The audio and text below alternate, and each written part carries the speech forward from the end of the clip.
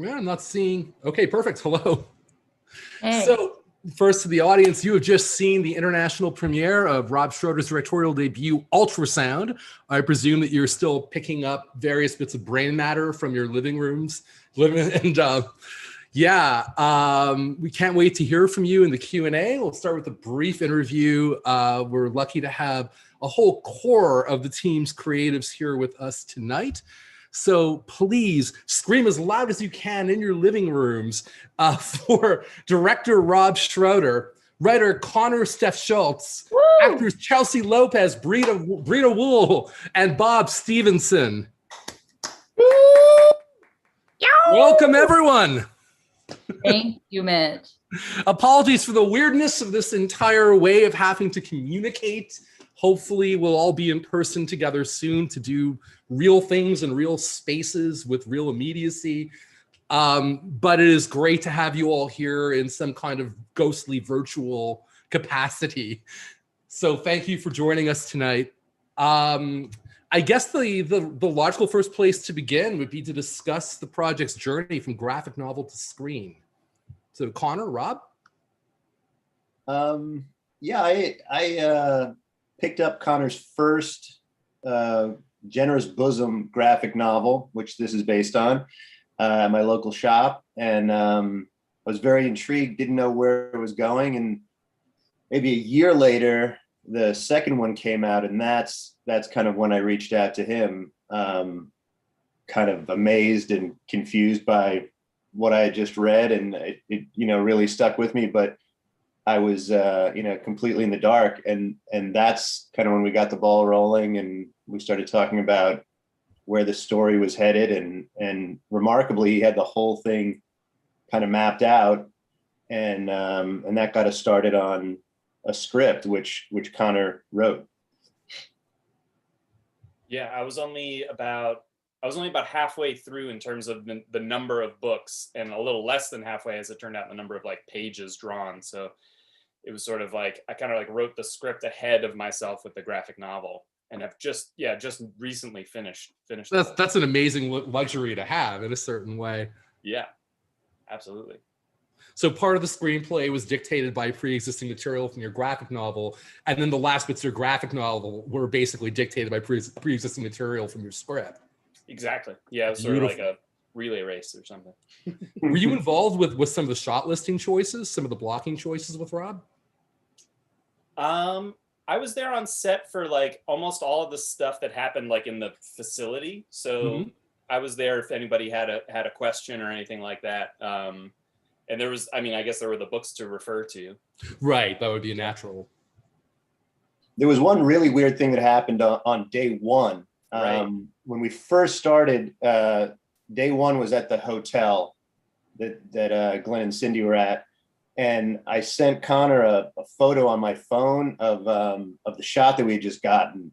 And then he sent back the page that he had drawn, which was almost identical. And there was a lot of weird synchronicity stuff with the last book where stuff I hadn't seen shot and had started drawing, or Rob hadn't seen that I had drawn already, that wound up down to Shannon's car being a Prius, which was a decision I had made that wound up being something that happened. That's incredibly specific. Yeah. So cool. Yeah. I love Beautiful. So there was definitely a wavelength at work here. Yeah, for sure. I never got to have Conor on set when I was working, and it really bummed me out because I had so many questions. Just by chance, the time he was on set was the I'm not in the facility, so it was exactly. Yeah. So you guys only got to meet each other in post? And we just now. We just now. Oh my God. Yeah. Yeah, we just now met. Yeah. Now the cast, everyone is so great in this film. And it really feels like these characters were organically coming out of them. And I'm curious to know, first bringing Rob, and we'll go to cast as well. Were the casting choices done, or I should say, was when you were fleshing the characters out with Conor for screen version, did you have some of these actors in mind at that point? Some, yeah. It was kind of a weird process, but you know, a lot of it happened on set, to be honest. A lot of the character work and a lot of kind of the magic just happened once everyone kind of got into the room. Wow, that's fantastic. Yeah, So Rob then, Rob didn't give us a whole lot. Like, he's pretty amazing. He's pretty hands off. Like, it's kind of like, here's a situation. I trust what you're gonna do, and then you go. I mean, it was no like, it wasn't super manipulated and very detailed like some other. I'm not saying one way's better than the other, but it was very. Yeah. I mean, you've worked with a certain famously obsessive, micro detailed filmmaker. Yes. So I presume that the shooting ratio is a bit more relaxed. On ultrasound. It's not 100 takes. Yes, it's totally. But of turning a doorknob. But it's in a really, totally. But it's in that. But it's great. I mean, I don't know. It was a straight. Like, you totally understood. Like, you'd say this, and then and like a little more of that, and but remember like what the other person's doing, and then you just kind of get into this like notch. Like it felt great. It was really organic. It was very cool. And it was easy to trust Rob because he knew the story so well. Like Bob's saying, like, he knew where Glenn's character was at, where Art was at. He had like 360 vision of the text. It was cool. It's fantastic. Chelsea, Breeda, Bob, if you just want to talk briefly about what it was that attracted you to the characters and the process of living within them. You go, Breeda. Okay. I think what attracted me a lot to this role in this film is, I read the comic after I saw the script, and then was like, oh, the comic book guy wrote the script, which is so exciting because it is such a beautiful translation. So it was a bizarre experience to experience like my imagination reading the script, and then to have it be in print and drawn for me, and then to create my own world inside of it. And in the comic book, my character has a lot more story. So it was very fun to sort of bring that to, wait, hold on one second. Okay, I'm here with my whole family here. So if there's background noise, that's what it is. But it is so the nature of the beast. We totally expect this kind of thing. I'm on vacation animals to come jumping in and out of frame and all kinds of fun distractions. It's totally okay. But I think what attracted me to it is the idea that when we look at these big institutions of people doing bad things to large swaths of people for the right reasons, for my scientific endeavors, for my research, for my career, for all of these things that are worthwhile for an individual. And then to have somebody, we look at these people like the outliers, where the one person says, I'm going to blow it up. I'm going to blow up my dreams, my career, my everything, because ultimately deep down, I feel as if this is wrong. And that really attracted me to this role, but also the people who don't do that, the people who say, actually, we're gonna, build the whole swath of the larger, pharmaceutical. And it's interesting when you have those types of people who they're compromising their moral codes in every fundamental way, and at the same time, they're still striving to do something that's ultimately good. And they're sort of negotiating with themselves to bring themselves to this awful place that they could somehow live with. I mean, it's a very big question, like how do good people do bad things? And when do those people decide to no longer do that? Because there isn't any glory in it generally. I'm just gonna be ostracized. Like in the story, by busting these two out, I'm just gonna be ostracized from my career and probably fail miserably at life. Like, where does Shannon go after this? She can't get hired back by Tunde. I know that. And the last 5 years of history have really done well in illuminating just how inglorious the life of a whistleblower can end up being. I mean, this is it's just so frightening. With nobody to hear your horn, right? Like nobody to hear your whistle. It's just, and that's exciting to me. That person who does that is exciting to me. No, you bring it to life beautifully in the film. Thank you very much. Bob? I would just, on that note, this is my first time meeting Breeda because we did not work together on the film, and she was amazing. So I would just like to say that right out. Oh, Bob, you were amazing. Awesome. It was great. I mean, I was like, Chelsea's great too. I mean, what is You not were attractive amazing. about playing like a sleazy, I mean, a manipulative, like it was awesome. That art is just so sweaty and gross and weird and like too smart for his own good and puts it all in the wrong place. And A very porous character. he's definitely.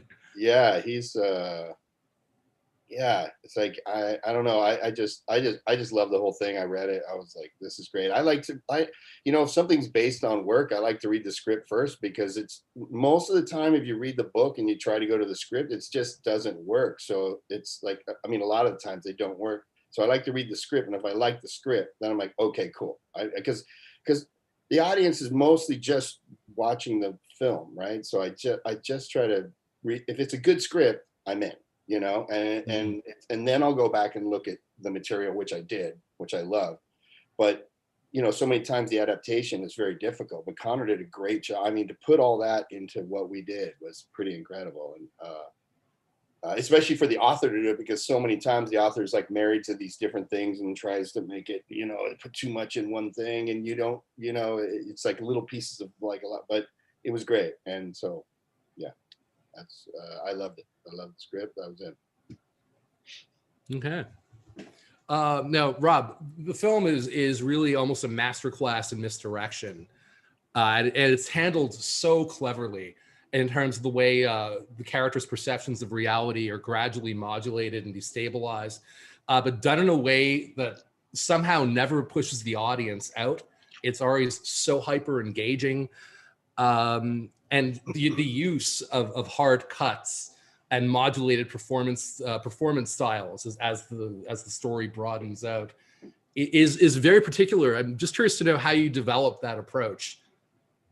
I mean, I think part of it was what we were talking about, the comic and the script. And pretty early on, I put the comics down just because there's more information there. It's a bigger story, and one of the things that Conor and I started with was just a page count, just knowing that we don't have 200 pages for this. It has to be a 90-minute film. So we just, at the beginning and just right out of the gate, wanted to be economic and tried to keep it, pared down in a way that we didn't waste any time, I guess. Okay. At the time that you made the film, that you started to develop the film, the world changed quite a bit from that period to now. And in a certain way, it plays very much as a film of the moment, almost as a snapshot of the United States. Certainly the way Canadians see the United States right now, where you have a big part of the country, almost half the country, that appear to have been manipulated into living in a different reality from the rest. Do you want to speak to that a little? Yeah, I mean, we had started way before 2016. So that election, and then the role of Russian tampering and kind of a lot of that stuff felt like the movie had to come out right then. But little did we know that the next 4 years it would be even more. There'd be more kind of parallels.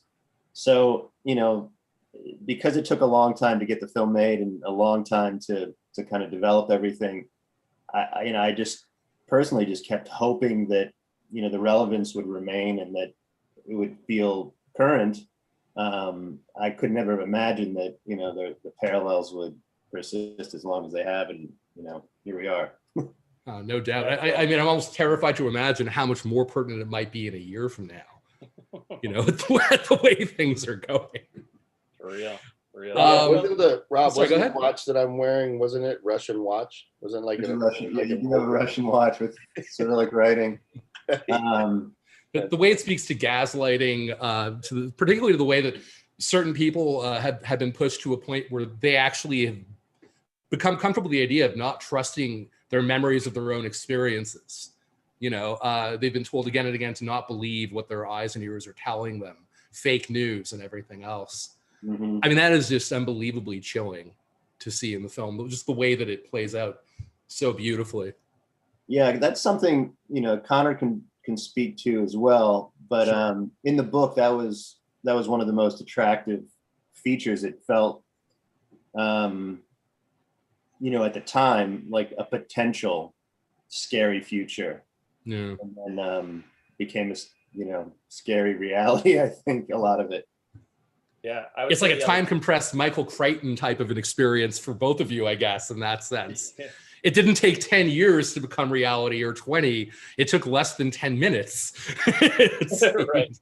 Right. Yeah. It felt, yeah, definitely in the process of like writing it and developing and stuff, it felt like I feel like it raised the stakes for us. Like I remember a couple conversations we had where it was like, oh man, this stuff is like really real now. And like, we got to make sure we do that justice and try to rise to the occasion of, you know, kind of addressing these things.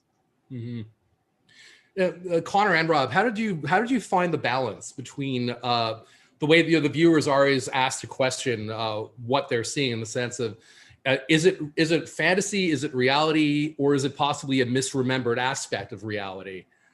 And the balance plays out again very organically. It's not show-stopping and theatrical. It plays in a very naturalistic way that's character-driven and also very aesthetic. But it's a difficult balance to hit. I mean, I presume that came from the graphic novel. Yeah. I would say in making the comic, like I tried to avoid being like very strictly like, this is real, this is not real, and kind of trying to separate it more like, this is this character's perspective, like this is this character's present, this is their memory. Mm-hmm. And there's things like in that present or in that memory that are real or false, but they experience it the same. And so, yeah, I would say like in the writing and in the comic, it's less about like trying to be like, this is base reality, this is the answer, and more like trying to stay true to like what a character would actually be experiencing, because all of us like are having the same experience of being, you know, our own brains stuck in our own bodies, or jars for that matter, who knows. You know, and we don't know the difference. So yeah, one of my favorite, Chelsea, when your like awakening happens in the film is one of my very favorite moments. That was like what's ringing in my head right now. Like what drew me to Cindy is like there's like a brokenness and like a strength and this like unaware naivete to her that like is really beautiful, because she doesn't even realize she's being manipulated on like the deepest level, which is just really fascinating to me, like the layers of that like Conor set up and how Rob directed it. But yeah, thank you, Breeda. That was actually like probably the most challenging scene, like in the facility with you, when you're like, this is the truth. I'm like, I even wondered like, how does someone respond to realizing that 10 years of their life is manipulated, is like a deep scheme and a lie? And that was something I was nervous about. And I think like you allowed me to feel safe as the actor to like explore that emotionally in that moment, because we were at such different energies. Like you're like hot, you're late, you just got off the phone with your boyfriend, you know, like that's like, we're different energies in that scene, but that scene is also probably one of my favorites. Awesome. It's a great moment. I mean, it's interesting when a paradigm shift occurs, I think for anybody, especially with a long duration, that psychological turn, most people can't do it. Most people would rather continue the lie. Mm-hmm. You know, as we're seeing. Yeah, and so that's why it's so terrifying. You know, the power of the sort of suggestion, because once you're in it, you're, you know, most other not Cindy's would continue the lie because it's an easier path. It's too much to undo. Like it's too much to like decode in terms of like what truth actually is, maybe. Yeah, just to be able to face themselves. Exactly. Yeah, we're gonna find out in ultrasound too. Ultrasound, the TV I guess show. Yeah. So I was asking, have any of you had any experiences with hypnotism? I got hypnotized after the movie. Did you really? For what reason? Yeah. Like I researched it a little bit before doing it just to like understand what suggestion is and things, but my actually coincidentally like a friend of mine does it and it's like a safe container. Like it always is like I'm skeptical of it, but hers is like a healing modulation of hypnotherapy. And we just did it's like meditation. You just like lay down and she guides you with her voice through like having like your inner child in the sky and like like just really cool healing things. But I thought it was really fascinating and it was like an interesting exercise. I don't know if it like changed me or whatever, but it was always important to me that if I ever explored hypnotherapy that it was like with someone safe energetically, like because I don't know like what the guy with the watch is doing on a stage, like art, like I'm not trying to go there, but if I can trust, I can understand if someone's coming from a good, honest place. So it was good.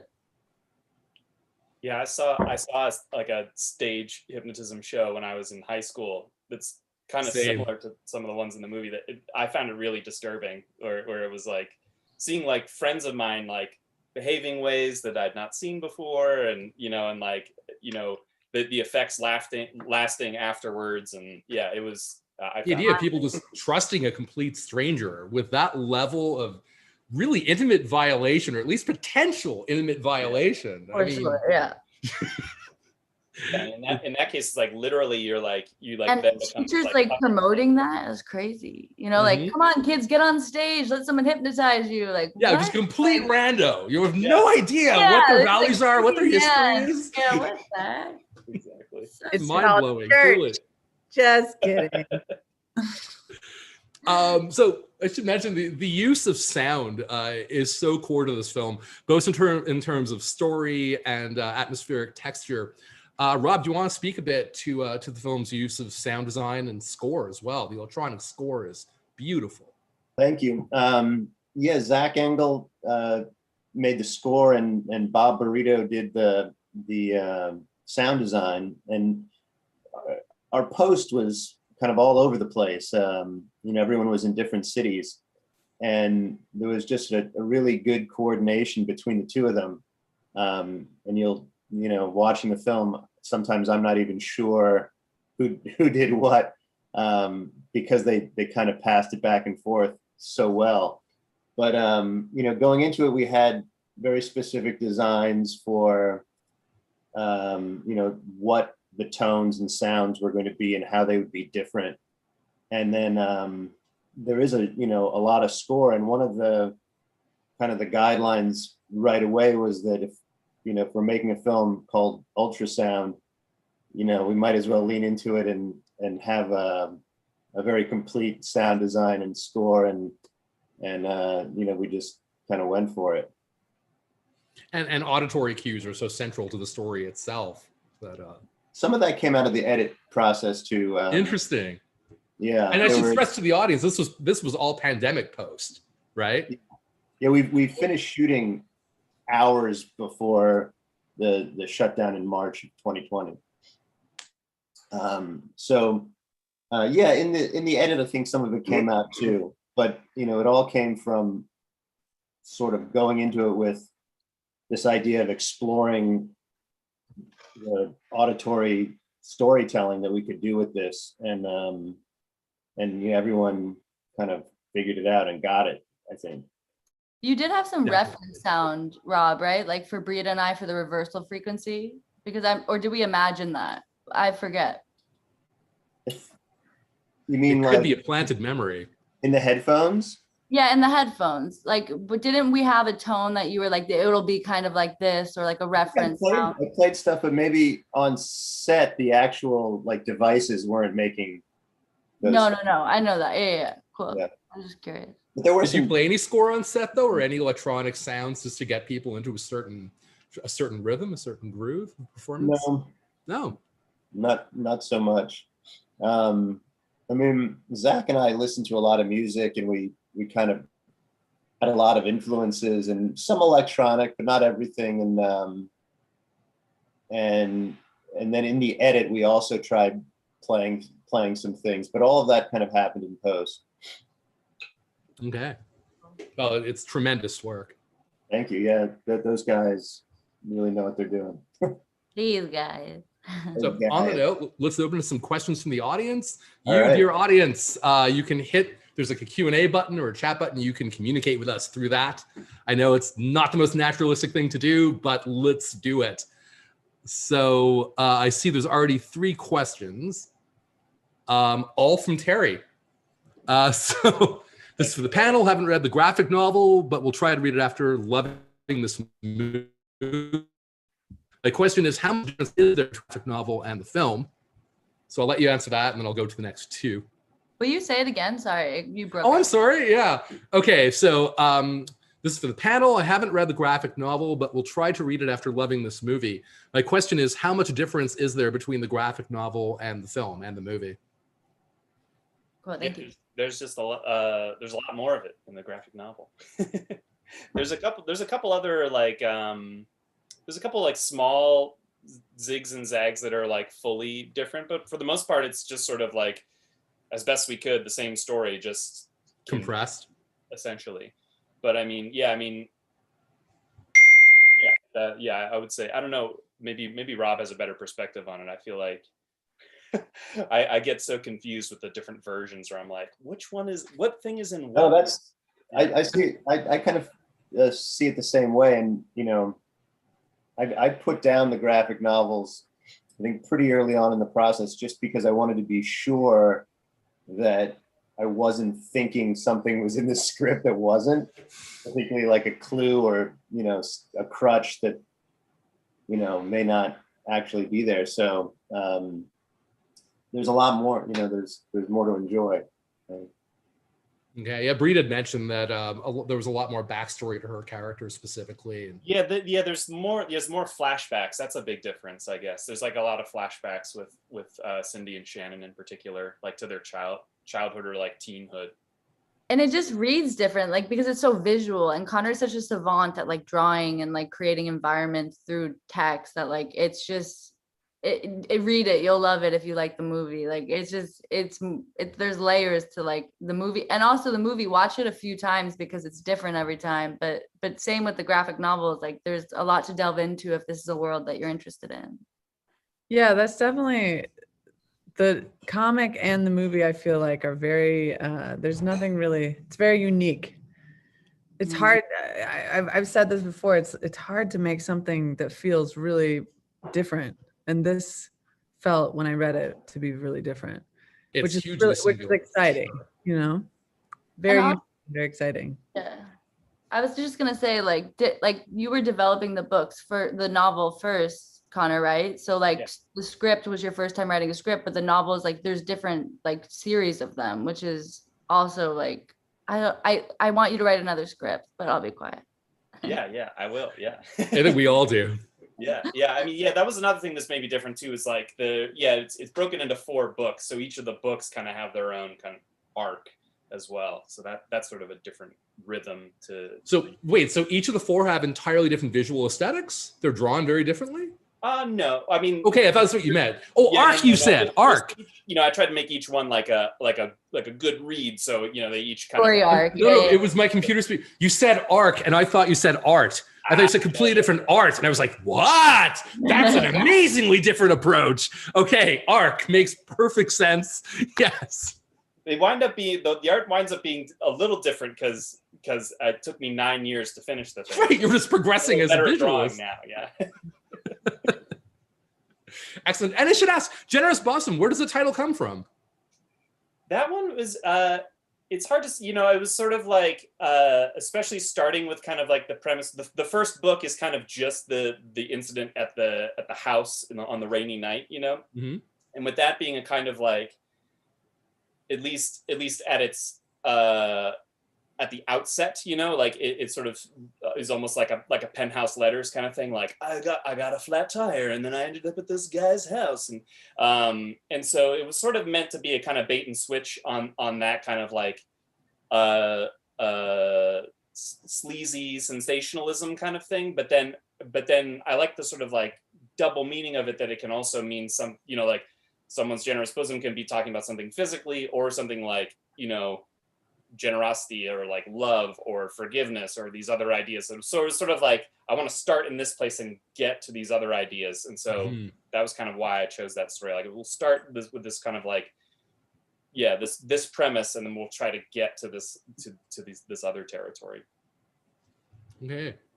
So next question, this is for Mr. Stephenson.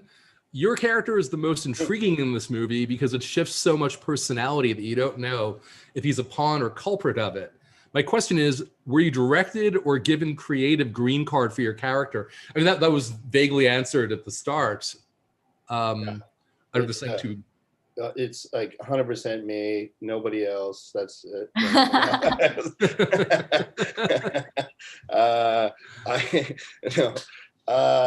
I was allowed to do what, I mean, like we said, like Rob kind of shepherded us in a certain direction. I think with this movie, because I mean, literally, I was saying this to Conor earlier, but like, you're shooting out of order, and you have to make sure that, wait, this happens, and then what am I doing over here? You're shooting things out of order. So I have to be one way here, knowing what's happening here and what's happening. So Rob was really good at, like what Chelsea was saying, is like Rob was really good at knowing the story and where we need to be.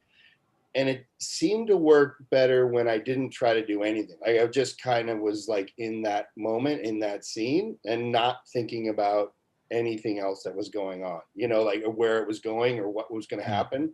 I kind of didn't even want to know, like like I almost didn't want to know what the end of the movie was.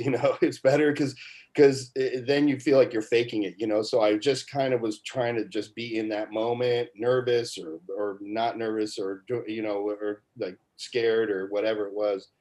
That seemed to be the most real to me. So that's what I did. But Rob was real, like without him kind of saying, okay, here's where you're at.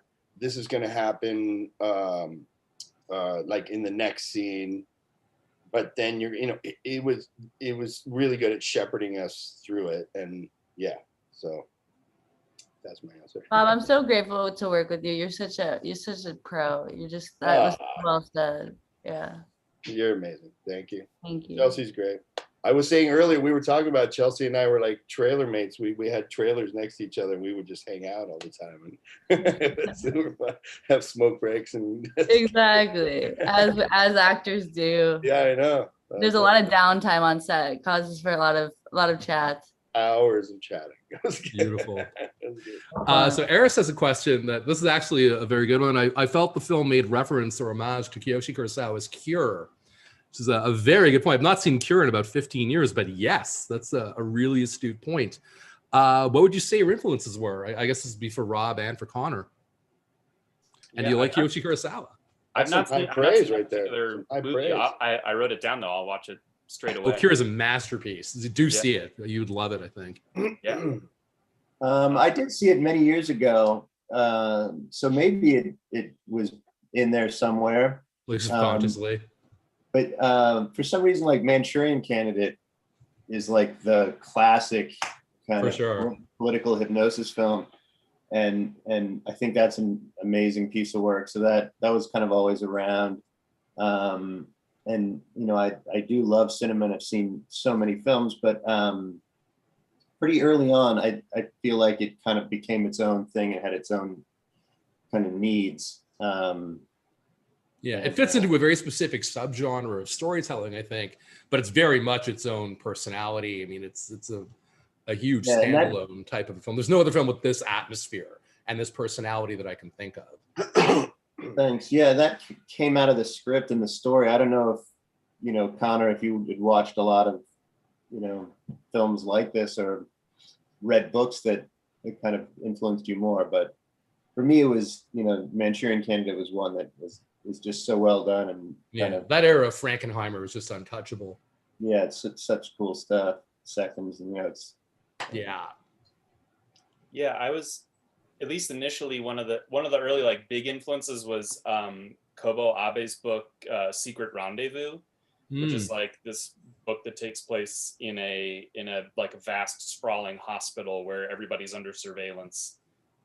And so that was like a really, like, when I read that book, I was like, oh man, I want to play with this scenario, because it resonated with, you know, feelings or ideas I had about power and the, you know, the sort of contemporary state of things. And yeah, the idea of like living in a hospital that's under surveillance and not knowing who's in charge. And yeah, that was a big influence. I mean, one of the big influences for me was in the graphic novel. Conor used a lot of kind of unconventional printing methods. I mean, maybe you can explain some of the things you did, but I feel like you know, scanned the backs of pages and done a lot of really interesting, used a lot of interesting techniques. And that was something that I tried to, you know, like, how would you translate print, you know, those printing methods into filmmaking, you know? And we have a lot of dissolves, and it's in the edit too, like, what's the language of the film going to be? It does feel like the music lends itself to that too, because like very much so. Yeah, when I saw the graphic novel and then I saw the film, and I was like, I mean, after, you know, I was like, yeah, it was perfect. It seemed great. Here's a fun question. Amazing work, everyone. Love the film. If I read the comic, will I find out why the politician is making a box full of wooden right angles? I don't know. You have to buy it and find out. 4 volumes. those are chevrons. Yes. Yeah. There was someone on the team who came in that day and was like, I spent all night making chevrons. They were the character. Well, how long did it take? And it was a lot of chevron cutting for him. And last question is to the cast. How difficult was it for each of you to play this part because of the sheer complexity of it? I think like it was just such a strong team that it was like Bob said, to like, maybe I'm just copying what he's saying, but it was really about being in the moment, being present as like a team. And I think that made it stronger and easier for me, at least, to be able to step into this like complex dialogue and character and things of that nature. But that would be my answer.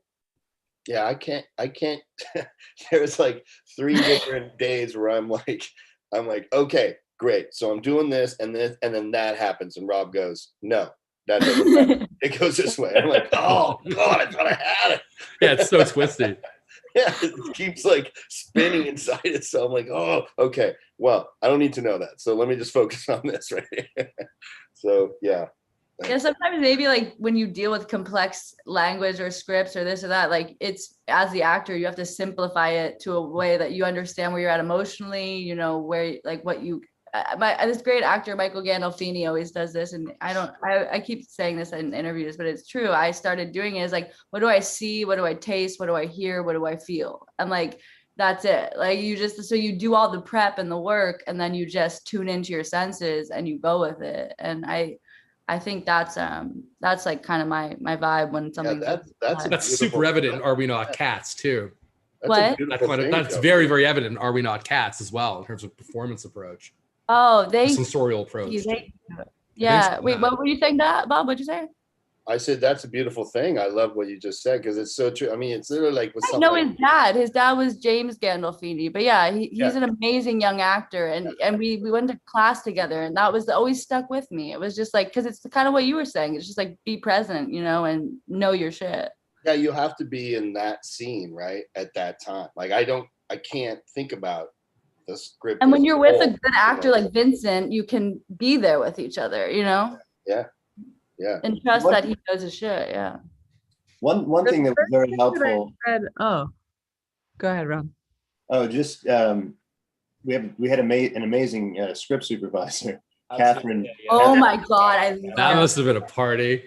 He was incredible. Thank you for saying that, Rob, because she really did save my ass sometimes. Yeah. I mean, she was on top of all of the usual script supervision, but also, you know, this complicated story was something that she had hammered out really well. She understood, you know, every nuance, and that was very helpful many times. So.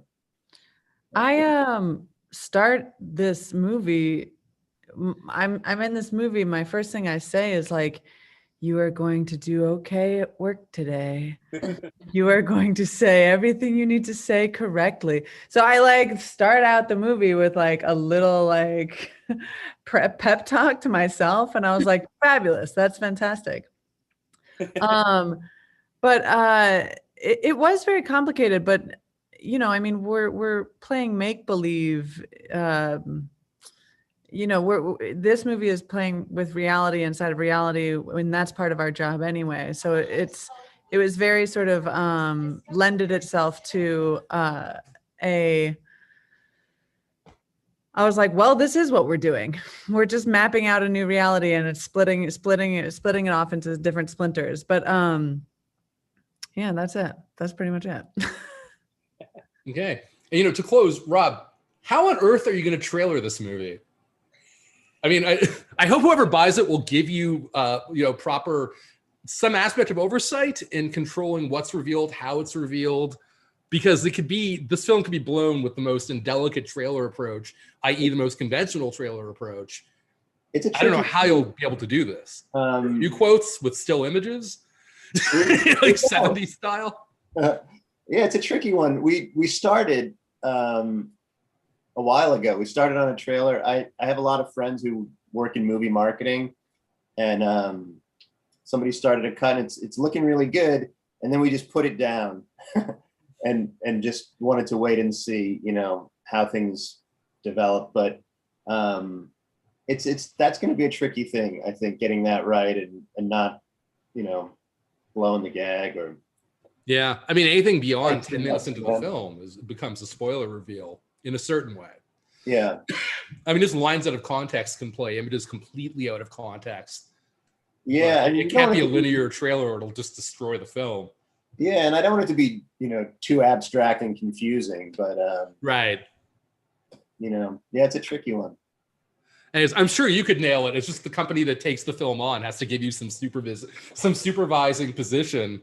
Yeah, to be able to control this. You know, my background, this is my first feature, but I've done a lot of movie marketing stuff in the past and shooting promos and you've been producing forever. I mean, Todd Rohal. Oh yeah. I love working with Todd. He's amazing. Yeah, so you know, movie marketing for me I think it's a really special thing, and it's you do have to get it right. It's funny, people in that world attribute like the opening of a film to the marketing of the film. More than the content itself. So you're right. It has to be right, you know, the right thing. Cool. So on that note, I hate to wrap things, but I guess we have to. It was fantastic meeting everybody here tonight. I'm really sorry that we couldn't do this in person, but please look forward to new work from all of you. And hopefully we can have you in Montreal for a proper in-cinema celebration of film very, very soon, once the world stops being ridiculous. Yeah. And best of luck with all things ultrasound. It's a masterpiece. Thank you so much, Mitch. Thank you, Mitch. So much, Mitch. Yeah. Thank you, Mitch. So much. Cheers. Have a good night, everybody. Bob, I like your art, by the way. All right. See you guys. Be well.